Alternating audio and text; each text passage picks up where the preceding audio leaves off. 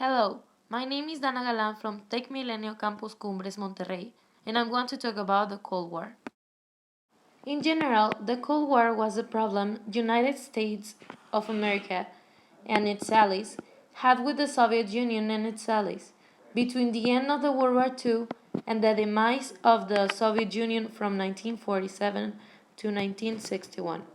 Some important dates during the Cold War were: in June 1947, Marshall Plan is announced, setting a precedent for helping countries combat poverty, disease, and malnutrition. In March 2, 1948, Truman's loyalty program was created to catch Cold War spies.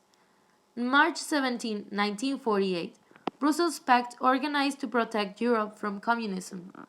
On August 29, 1949, Russia tested its first atomic bomb. May 14, 1955 was the forming of the Warsaw Pact. In August 13, 1961 was the creation of the Berlin Wall. In October 15, 1962, the Cuban Missile Crisis started. In November 1963, President Kennedy was assassinated in Dallas, Texas. And finally, in November 9, 1989, was the fall of the Berlin Wall. The term Cold War is a state of conflict between nations that doesn't involve direct military action but is pursued primarily through economic and political actions, propaganda, acts of espionage, or proxy wars, ways of surrogates. Nations were fighting for mainly two types of economic systems that were capitalism and socialism. Capitalism is a social system based on the principle of individual rights. It meant freedom, and legally is a system of objective laws. When such freedom is applied to the sphere of production, it results in a free market. So, a capitalist economic system is one characterized by free markets and the absence of government intervention in the economy.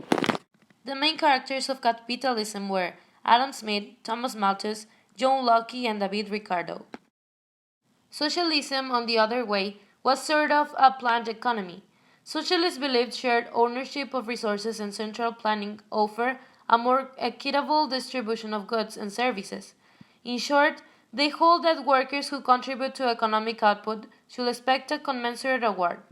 This sentiment is crystallized in the socialist slogan, from each according to their ability to each according to their need.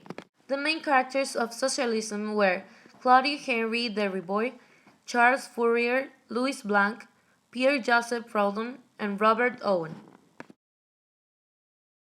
What countries were the world leaders during this period?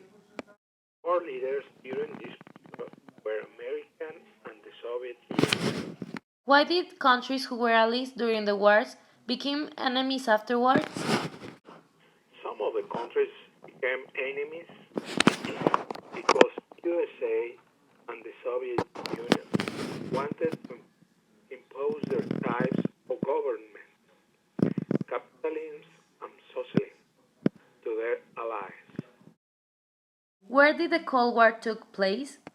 It took place in numerous Eastern European countries. What opinion did the general public have of the Cold War?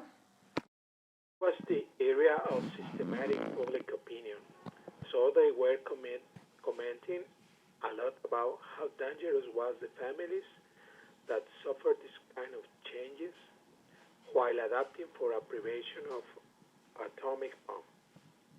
At the same time, they were thinking it was also kind of necessary because the countries needed to define a certain system.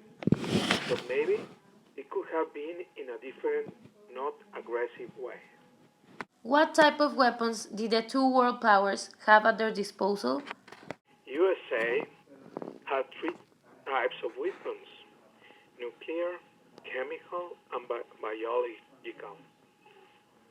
And the Soviet Union had guns, tanks, and rockets. My conclusion is that the Cold War was a conflict between the USA and the Soviet Union that arose because both of them wanted to impose their kind of thoughts that were the capitalism and socialism.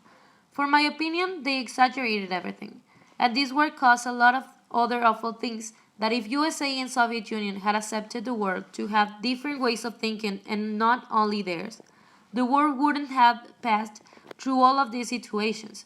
So, the only thing that this proves is how humans can let the world be in peace.